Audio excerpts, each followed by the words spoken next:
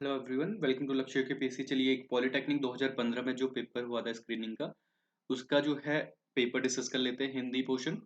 और इसमें भी 20 क्वेश्चन है, तो ये आई गेस ये हेल्पफुल हो सकते हैं आपके एग्जाम्स के लिए, क्योंकि वहाँ पे भी हिंदी वाले क्वेश्चंस आने हैं। चलिए डिस्कस कर लेते हैं एक एक क्वेश्चन को।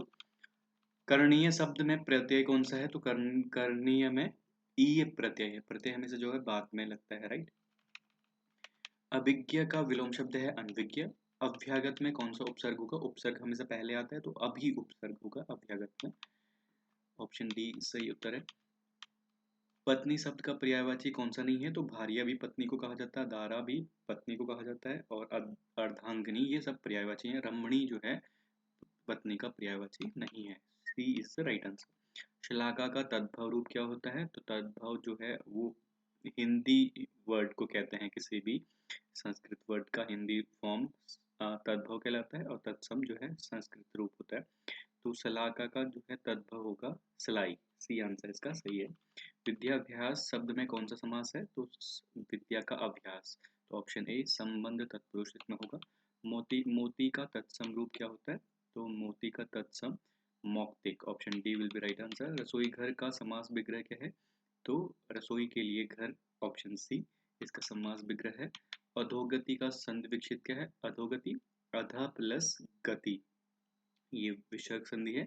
तो option A is right answer. निम्नलिखित में से कौन सा मुहावरा है? तो ये जो सी है, गिरगिट की तरह रंग बदलना, ये मुहावरा है, और अन्य जो है ये मुहावरे नहीं है। तो option C is right answer. उग्र, उग्र शब्द का विलोम क्या होगा? उग्र का विलोम होगा सौम्य। निम्नलिखित में से खेड़ा पर्यायवाची है? तो खेड़ा का पर्यायवाची गांव का पर्यायवाची खेड़ा है। तो गांव खेड़ा कहते नहीं है, तो गांव ये याद रखिएगा। डी ऑप्शन राइट है। जल और भूमि पर समान रूप से चलने वाला इस वाक्यांश को क्या कहेंगे? तो उभयचर, जो दोनों जगह चलता है, जल और स्थल में, तो उसको कहते हैं उभयचर। निम्नलिखित में शुद्ध वाक्य कौन सा है? तो शुद्ध वाक्य है ऑप्शन सी, आप सब परिवार आमंत्रित हैं। ये शुद्ध है, और अन्य जो है सारे अशुद्ध है। जिस पर विश्वास किया गया हो उसको कहते हैं विश्वस्त, राइट। एक ऑप्शन ए जो है सही उत्तर है, विश्वस्त। 136 का है, इनमें से शुद्ध कौन सा है? यह काम आप पर निर्भर है, ये शुद्ध है, बाकी अन्य जो है अशुद्ध है।